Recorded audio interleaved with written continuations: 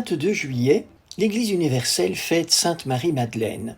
C'est une décision récente. C'est le pape François qui a désiré, au cours de l'année de la Miséricorde, que la mémoire de Sainte Marie-Madeleine, Marie de Magdala, soit élevée au rang de fête pour toute l'Église. Marie-Madeleine est un des témoins privilégiés de la Miséricorde.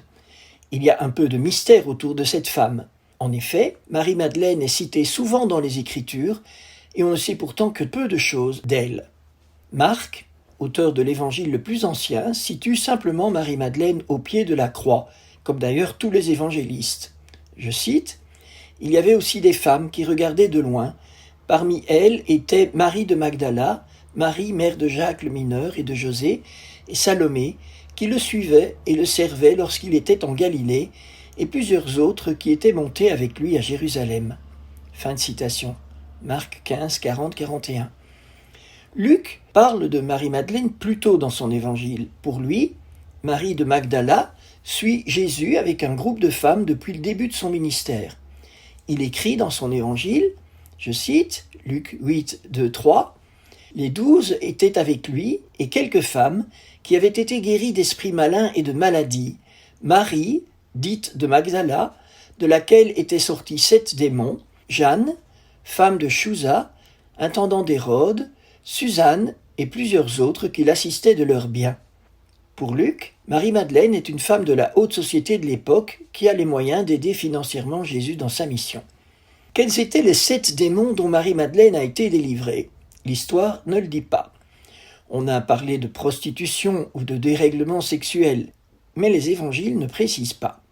Toujours est-il que Jésus a fait miséricorde à Marie-Madeleine en la libérant de ses démons. Marie-Madeleine est un témoin privilégié de la miséricorde du Seigneur. Les évangiles nous parlent aussi d'une pécheresse qui a versé du parfum sur les pieds de Jésus chez Simon le pharisien. Était-ce Marie-Madeleine ? Peut-être. Il y a aussi Marie de Béthanie, la sœur de Marthe et de Lazare, qui a versé du parfum sur les pieds de Jésus. Alors la tradition en Occident, mais en tout cas pas en Orient, et en Occident surtout après saint Grégoire le Grand, a identifié ces 3 femmes pendant des siècles. La pécheresse publique chez le pharisien Simon, Marie-Madeleine et Marie de Béthanie. Aujourd'hui, ce n'est plus l'interprétation dominante dans l'Église d'Occident. La preuve est que Sainte Marie-Madeleine est fêtée le 22 juillet et que Marie de Béthanie, avec sa sœur Marthe et son frère Lazare, sont fêtées une semaine plus tard, le 29 juillet. Dans le sud de la France, c'est encore cette tradition qui est adoptée, par exemple au Sainte-Marie de la Mer ou à la Sainte-Baume. Le point saillant de la vie de Marie-Madeleine, c'est qu'elle a été un disciple de la première heure, elle est restée au pied de la croix, contrairement aux apôtres, et elle était là aussi lors de la mise au tombeau. Enfin, elle est revenue très tôt au tombeau, au matin de Pâques. Cette fidélité et cet amour ont été récompensés. Jésus l'a choisie pour être le premier témoin de la résurrection. C'est elle qui l'a choisi pour aller annoncer aux apôtres qu'il était ressuscité, et c'est pourquoi Marie-Madeleine a reçu à bon droit le titre d'apôtre des apôtres. Elle est celle qui a annoncé la résurrection aux apôtres. Le choix de Jésus est significatif. À l'époque du Christ, le témoignage d'une femme n'avait pas la même valeur que celui d'un homme, et pourtant, c'est une femme que Jésus choisit. Voici le récit tel que le raconte Jean au chapitre 20, versets 11 à 18. Marie se tenait près du tombeau, au dehors, tout en pleurs. Or, tout en pleurant, elle se pencha vers l'intérieur du tombeau, et elle vit 2 anges, en vêtements blancs, assis là où avait reposé le corps de Jésus, l'un à la tête et l'autre aux pieds. Ceux-ci lui disent « Femme, pourquoi pleures-tu » Elle leur dit « Parce qu'on a enlevé mon Seigneur, et je ne sais pas où on l'a mis. » Ayant dit cela, elle se retourna, et elle voit Jésus qui se tenait là, mais elle ne savait pas que c'était Jésus. Jésus lui dit « Femme, pourquoi pleures-tu ? Qui cherches-tu » Le prenant pour le jardinier, elle lui dit « Seigneur, si c'est toi qui l'as emporté, dis-moi où tu l'as mis, et je l'enlèverai. » Jésus lui dit « Marie. » Se retournant, elle lui dit en hébreu « Rabouni », ce qui veut dire « maître ». Jésus lui dit « Ne me touche pas, car je ne suis pas encore monté vers le Père, mais va trouver mes frères et dis-leur, je monte vers mon Père et votre Père, vers mon Dieu et votre Dieu. » Marie de Magdala vient annoncer aux disciples qu'elle a vu le Seigneur et qu'il lui a dit cela. Dans ce texte, nous voyons d'abord tout l'amour de Marie-Madeleine pour Jésus.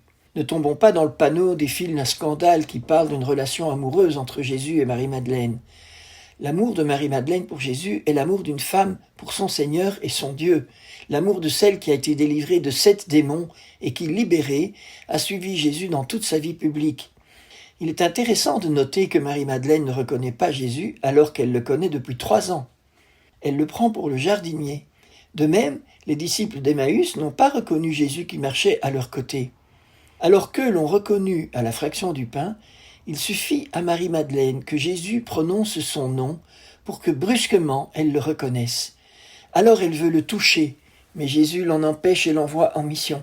« Va trouver mes frères et dis-leur, je monte vers mon Père et votre Père, vers mon Dieu et votre Dieu. » Il est aussi intéressant d'explorer la tradition qui fait de Marie-Madeleine un témoin privilégié de la miséricorde. Permettez-moi de citer saint François de Sales, qui parle de la manière dont la vie de Marie-Madeleine a été transformée par la miséricorde. Je vous cite. « Tout revient au bien de ceux qui aiment Dieu. Et à la vérité, puisque Dieu peut et sait tirer le bien du mal, pour qui fera-t-il cela, sinon pour ceux qui, sans réserve, se sont donnés à lui? Oui, même les péchés, Dieu par sa bonté nous en défende, sont réduits par la divine providence au bien de ceux qui sont à lui. Jamais David n'eût été si comblé d'humilité s'il n'eût péché, ni Madeleine si amoureuse de son Sauveur s'il ne lui eût remis tant de péchés, et jamais il ne les lui eût remis si elle ne les eût commis. Voyez, ce grand artisan de miséricorde, il convertit nos misères en grâce, il transforme la vipère de nos iniquités en remède pour nos âmes. Marie-Madeleine est témoin de cette miséricorde infinie de Dieu, qui transforme le mal en bien et qui fait même concourir nos péchés à notre bien, si nous le laissons faire. C'est un message d'espérance extraordinaire. Sainte Marie-Madeleine nous ouvre une voie d'espérance merveilleuse. Avec la miséricorde, tout est possible. Décidément, notre Seigneur n'a pas fini de nous surprendre, et avec lui, ce sont toujours des bonnes surprises.